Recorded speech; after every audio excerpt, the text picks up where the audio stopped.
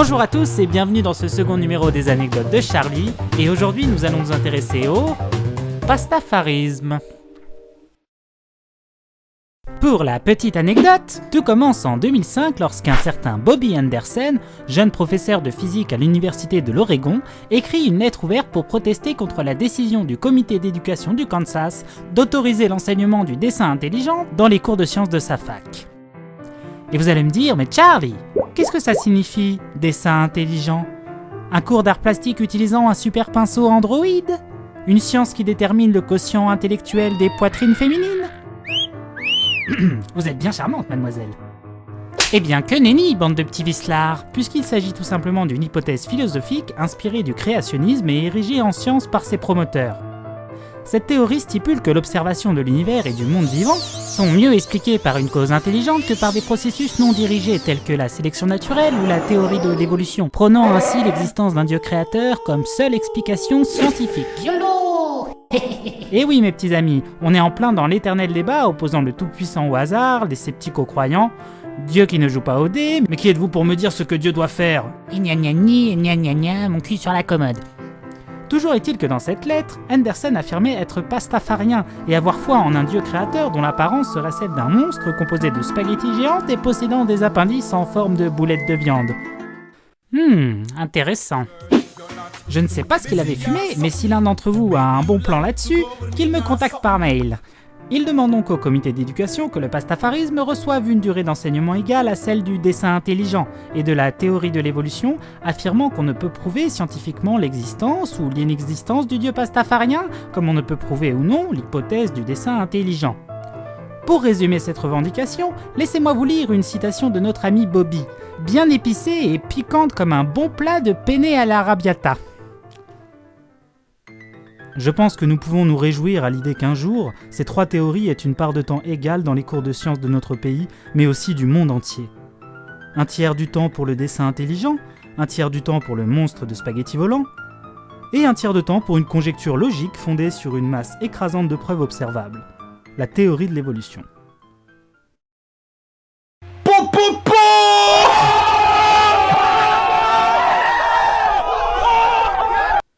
En l'absence de réponse, Bobby décide alors de publier cette lettre sur son site internet, provoquant un véritable buzz au sein de son université.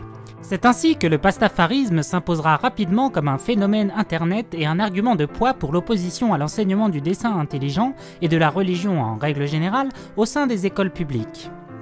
Le nouveau prophète Bobby Anderson décide alors de nous présenter le dogme pastafarien en publiant en décembre de la même année son évangile du monstre en spaghettis volants, une parodie de la Bible catholique. La croyance fondatrice de ce nouveau dogme est donc qu'un monstre en spaghettis volants, invisible et indétectable, a créé l'univers un soir de beuverie, ce qui expliquerait notamment la raison pour laquelle la Terre est aussi mal foutue. De plus, toutes les preuves suggérant la validité de la théorie de l'évolution auraient été créées par le monstre lui-même, pour nous induire en erreur et tester la foi des pastafariens, parodiant ainsi l'inhérence biblique, concept selon lequel la Bible ne contient aucune erreur puisqu'émanant de Dieu. D'où la terre plate qui a failli coûter la peau à ce pauvre Galilée. Dans le pastafarisme, le paradis abrite des usines high-tech, des volcans à bière et une usine de stripteaseuses, stripteaseurs selon les goûts de chacun. L'enfer pastafarien est totalement similaire à ce paradis, si ce n'est que la bière est chaude et que les stripteaseuses ont des infections sexuellement transmissibles. Une éternité à se gratter les noix, voilà un châtiment sacrément diabolique. Chez les pastafariens, le vendredi est un jour saint et les prières se terminent non pas par Amen, mais par Ramen, en référence à ce plat de nouilles japonaises que les fans de Naruto connaissent bien. Et le souhait à un autre pastafarien peut être adressé ainsi. Puisse son appendice nouillesque vous toucher, et que la pâte soit avec vous. Les pirates sont vénérés comme les premiers pastafariens, et les pastafariens affirment que le constant déclin du nombre de pirates au cours des dernières années explique l'accroissement significatif de la température mondiale. Je n'ai pas vraiment le temps de développer cette thèse sur le réchauffement climatique causé par le manque de pirates, mais si vous n'y réfléchissez pas trop et que vous consommez un maximum de drogue, vous verrez que c'est finalement totalement logique.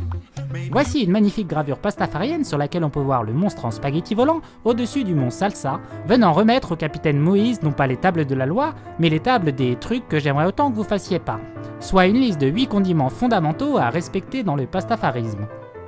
Voici quelques-uns de ces savoureux condiments prescrits par le dieu spaghetti géant. J'aimerais autant que vous la jouiez cool quand vous décrivez ma nouilleuse déité. Si certains ne croient pas en moi, c'est ok, je me la pète pas à ce point. J'aimerais autant que vous n'utilisiez pas mon existence pour oppresser, subjuguer, punir, éviscérer et, vous savez bien, faire des trucs mesquins aux autres. Je veux pas de sacrifice. Et la pureté, vous savez, c'est surtout un concept pour vendre de l'eau minérale. J'aimerais autant que vous ne jugiez pas les autres sur leur look, sur leurs fringues ou sur leur façon de marcher. Ou alors faites-le gentiment, ok? Et scotchez-vous bien ceci. Femme égale être humain. Homme égale être humain. L'un égale l'autre. L'un n'est pas meilleur que l'autre, sauf si on commence à parler de mode, et dans ce cas-là, désolé, mais j'ai donné aux femmes et à quelques gars que vous connaissez bien la capacité de faire la différence entre le fuchsia et le sarcelle. J'aimerais autant que vous ne vous compromettiez pas dans des comportements dégradants vis-à-vis de vous-même ou de votre partenaire, consentant, d'âge légal et de maturité mentale suffisante, bien sûr. Pour celui qui ne serait pas d'accord, je crois que l'expression consacrée est « Allez vous faire foutre !» À moins que vous ne trouviez ça offensant, auquel cas éteignez la télé et allez vous dégourdir les jambes.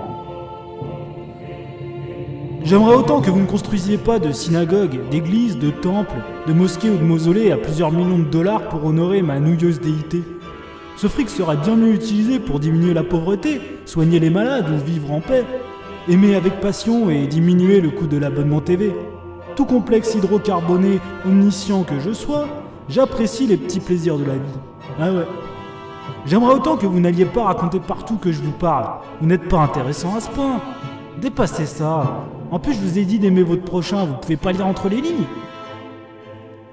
J'aimerais autant que vous ne fassiez pas aux autres ce que vous ne voudriez pas qu'ils vous fassent quand vous... vous savez, quand vous faites des trucs avec du cuir, de la vaseline ou d'autres lubrifiants. Bon, si ça branche l'autre, alors allez-y, prenez des photos, mais pour l'amour de Mike, mettez une capote. Honnêtement, c'est un morceau de latex. Si j'avais voulu que ce soit désagréable, j'aurais ajouté des épines ou quelque chose d'autre. Plutôt cool ce dieu spaghetti géant.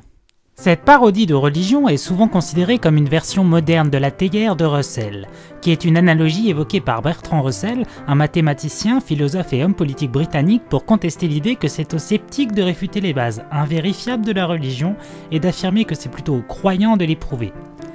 L'idée de base est de partir du postulat qu'une théière tourne en orbite autour du Soleil, entre la Terre et la planète Mars. Selon Russell, y croire et demander aux gens d'y croire, sous prétexte qu'il n'est pas possible de prouver la non-existence de cette théière, est aussi insensé que de croire en n'importe quel autre dogme religieux.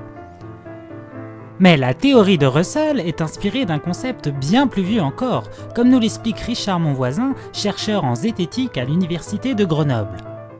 On prête à un moine du début du milieu du Moyen-Âge, Guillaume d'Occam, une locution latine qu'on connaît maintenant sous le nom de rasoir d'Occam. En fait, c'est plus vieux que ça, ce principe-là, il était énoncé, on le retrouve chez Aristote, et si ça se trouve, il y a des gens encore plus vieux qui l'ont dit et qui ne savaient pas écrire, on ne sait pas. Mais en tout cas, on prête à Guillaume d'Occam, Occam étant une ville en Angleterre, un principe qui dit « il ne faut pas multiplier les entités plus que de raison ». Dit comme ça, c'est pas très clair, hein, mais ça signifie, en gros, c'est le principe de l'idée que l'alternative est féconde. C'est-à-dire que si je n'ai pas besoin d'une nouvelle entité pour expliquer un phénomène nouveau, pourquoi l'utiliser ? Alors on pourrait prendre un exemple médical, par exemple. Quelqu'un qui se retrouve face à un médecin qui se retrouve face à un individu qui saigne du nez, a mal à la tête et a une cervicalgie, il a mal au cou.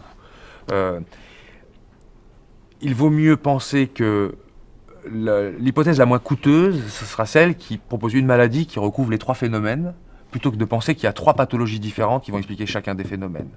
On ne sait pas si c'est vrai, si ça se trouve on se trompe, mais en tout cas il est plus logique de privilégier l'hypothèse la moins coûteuse au départ, celle qui met en jeu le moins d'entités. Alors on parle de rasoir d'Occam parce que ça permet de couper les entités non nécessaires, comme on dit. On rase les entités non nécessaires. Merci Richard de nous avoir éclairés avec cette petite explication claire et précise. Pour conclure, je dirais que plus qu'une parodie religieuse, le pastafarisme est donc une véritable revendication athéiste et agnostique pour une remise en question de l'utilité et de l'influence de la religion dans un monde où la rationalisation scientifique a déjà mis à mal bien des théories théologiques. Mais dans le fond, ce qui est important, ce n'est pas tant ce dont on croit, mais notre façon d'accepter les croyances d'autrui et de ne pas imposer les siennes aux autres. Et la démarche totalement pacifique et humoristique du pastafarisme, sans pour autant blasphémer directement les autres religions, est tout simplement brillante. Une façon douce de signifier que la majorité des non-croyants en ont ras la nouille des religions. Et voilà, ce numéro 2 des anecdotes de Charlie touche à sa fin. J'en profite pour glisser une petite pub pour la chaîne de zététique auquel Richard mon voisin participe. Instant sceptique. Allez donc y jeter un coup d'œil à l'occasion si la zététique vous intéresse.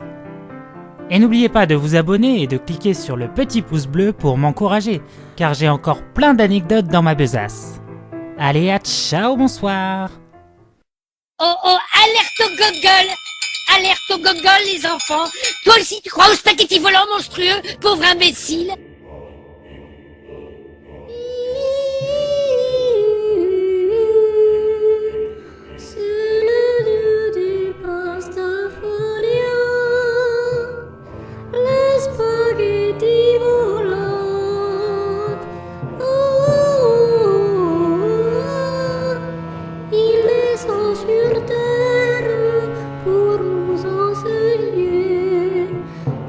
Puissance cosmique, ses roulettes de viande, il est notre maître à tous.